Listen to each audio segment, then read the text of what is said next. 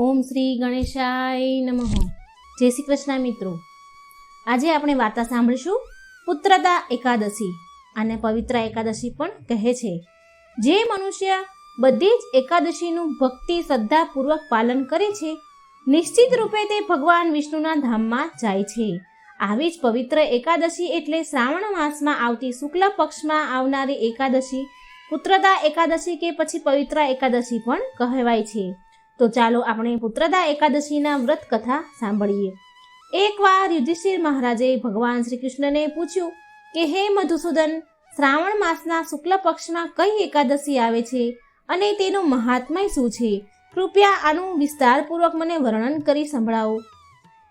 યુધિષ્ઠિરની વાત સાંભળી એની જિજ્ઞાસાને સંપૂર્ણ કરવા માટે ભગવાન શ્રી કૃષ્ણએ કહ્યું, હે રાજન, શ્રાવણ માસના શુક્લ પક્ષમાં આવનારી એકાદશીને પુત્રદા અથવા પવિત્ર એકાદશી પણ કહેવાય છે. આ એકાદશીનું મહાત્મય જણાવવા માટે હું તમને એક સુંદર કથા કહી સંભળાવું છું. તમે ધ્યાનપૂર્વક સાંભળજો. આ સમય ચાલી રહ્યો હતો દ્વાપર યુગના પ્રારંભનો અને સ્થાન હતું માહેશ્મતી પુરી. દેવરાજ ઇન્દ્રને પણ ઈર્ષ્યા આવે એવું સુંદર નગર હતું. આ મૈકુંઠમાં વાસ કરે એવી યોગ્ય પ્રજા હતી. સંપૂર્ણ નગરમાં સુખ સમૃદ્ધિ અને શાંતિનું સામ્રાજ્ય હતું અને પ્રજાને પોતાના સંતાનની જેમ સંભાળનારા રાજા માહિજતા હતા. રાજાના જીવનમાં જો બહારથી જોવામાં આવે તો કોઈ પણ એવું સ્થાન ન હતું જ્યાં દુઃખ અને તકલીફ હોય, જ્યાં દુઃખ જોવા મળે. પણ જો તેના મનમાં અંદરમાં ઉતરીને જોવામાં આવે તો સૌભાગ્યશાળી રાજા તેને પોતાને સૌથી મોટો દુર્ભાગ્યશાળી માનતા હતા. તેનું એકમાત્ર કારણ હતું પુત્ર વિનાનું જીવન. નિસંતાન હોવાનું દુઃખ ખૂબ હતું. એમને નિસંતાન હોવાનું દુઃખ એટલું બધું હતું કે એને એ પીડા સહન થતી નથી. અને એ આ વસ્તુ તો એ જ સમજી શકે જે આ પીડામાંથી ગુજરી રહ્યા હોય, જેને સંતાન ન હોય અને એ પીડા જે ભોગવી રહ્યા હોય એ જ સમજી શકે. ચારે બાજુ ફેલાયેલી કીર્તિમાં રાજાના મનના ખૂણામાં રોજ સદાય નિસંતાનપણાનું દુઃખ સતાયા કરે. અને કેમ ના દુઃખ થાય? વહેતા સમયની સાથે ઉંમર તેનું કામ કરી રહી હતી અને તેના રાજા થયા. એ રાજા પછી એના રાજ્યને સંભાળનારો કોઈ કુલ દીપક ન હતો. દુઃખ કેમ ન થાય? અને એક દિવસ રાજાએ દુઃખી થઈ અને તેના રાજ્ય દરબારમાં બધા વિદ્વાન બ્રાહ્મણો મંત્રીઓને ભેગા કર્યા, આમંત્રિત કર્યા. અને ત્યારે રાજાએ આ બધાને વાત કરી કે હે વિદ્વાનજનો, મેં મારા જીવનમાં, મારા ભૂતકાળમાં, વર્તમાનમાં ક્યારેય એવું અધર્મનું આચરણ નથી કર્યું. મારા રાજકોષમાં નૈતિક લક્ષ્મીનો વાસ છે.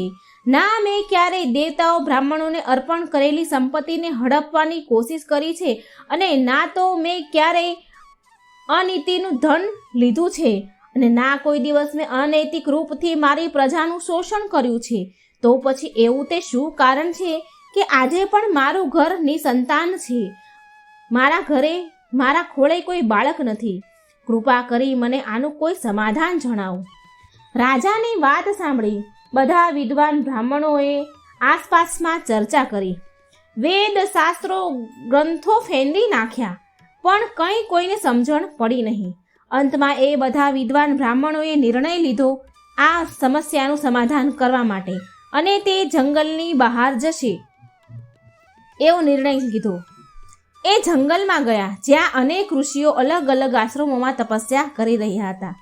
બધા વિદ્વાન બ્રાહ્મણો જંગલમાં આવ્યા તો જંગલમાં ચાલતા જતા હતા તેમને એક મહાન ઋષિનો આશ્રમ મળ્યો જે એ ઋષિના તેજથી ક્રાંતિમાન હતું. અને આ આશ્રમ હતું મહાન ઋષિ લોમસનું, જેના આયુષ્ય વિશે તમે અંદાજ પણ ન લગાવી શકો. અંદાજ લગાવવો પણ મુશ્કેલ છે.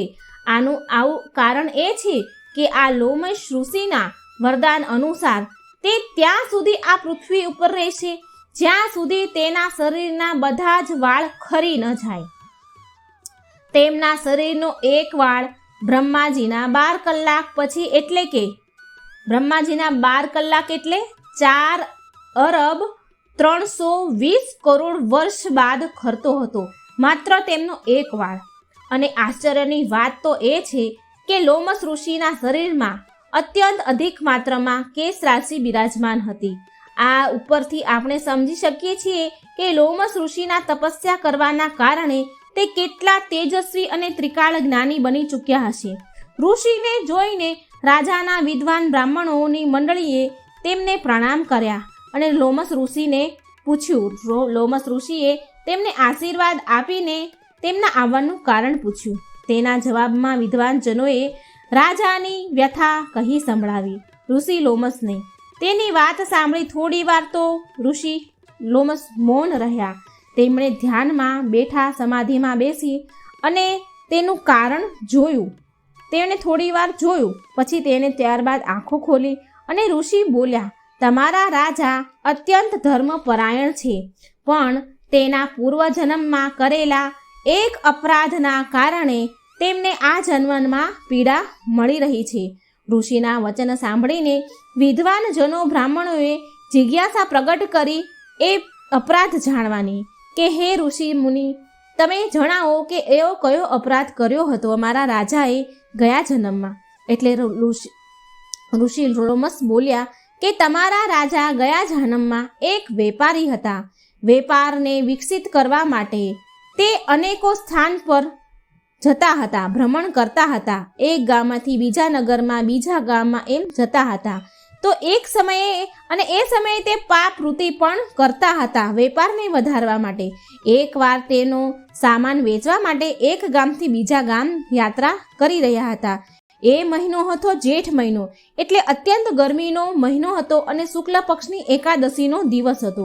તે ગરમીમાં એટલો વ્યાકુળ થઈ ગયેલો હતો, ખૂબ તરસ્યો થયો હતો. એવામાં તેને એક સુંદર જળાશય દેખાણું. તે જળાશયમાં જઈને જેવા પાણી પીવા એ લાગ્યા, તેવામાં એક ગાય તેના વાછડા સાથે તેના વાછડાને લઈને પાણી પીવા આવી. તે પણ અત્યંત ગરમીના કારણે વાછડું અને ગાય બંને ખૂબ જ તરસ્યા હતા. એટલે ગાય અને વાછડું બંને પાણી પીવા જાય છે. એવામાં તમારા રાજા બૂમો પાડવા લાગ્યા, હટો અહીંથી, મને ખૂબ તરસ લાગી છે, મને પાણી પીવા દો, હટો અહીંથી, જાવ અહીંથી. એમ કરી અને ગાય અને વાછડાને દૂર કરી દીધા, ધક્કા મારીને. આમ સ્વાર્થમાં આવીને રાજાએ નિર્દયતાપૂર્વક ગાય અને વાછડાને ધક્કા મારીને કાઢી મૂક્યું, પાણી પીવા ન દીધું અને સ્વયં પોતે પાણી પી ગયો. ગાય અને તે નવજાત વાછરડાના પ્રત્યે કરેલા અપરાધના કારણે રાજા આ જન્મમાં નિસંતાન રહ્યા છે. ઋષિ લોમસની વાત સાંભળી રાજા બોલ્યા, હે ઋષિવર, વેદોનું કથન છે, વેદોમાં વર્ણન છે કે પુણ્ય મેળવીને મનુષ્ય પૂર્વજન્મના પાપોનો નાશ કરી શકે છે. તો કૃપા કરીને એવો કોઈ ઉપાય બતાવો જેનાથી અમારા રાજા તેના પૂર્વજન્મના પાપથી મુક્તિ મેળવી શકે. લોમસ ઋષિ બોલ્યા કે શ્રાવણ માસમાં શુક્લ પક્ષમાં આવનારી એકાદશી પુત્રદા એકાદશી કહેવાય છે.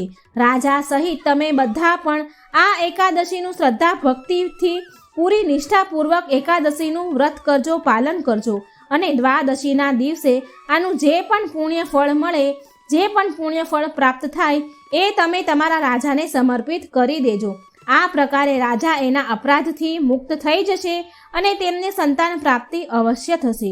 ઋષિની વાત સાંભળી વિદ્વાન બ્રાહ્મણો અત્યંત પ્રસન્ન થયા અને ઋષિને પ્રણામ કરીને તેના રાજ્યમાં પાછા આવી ગયા.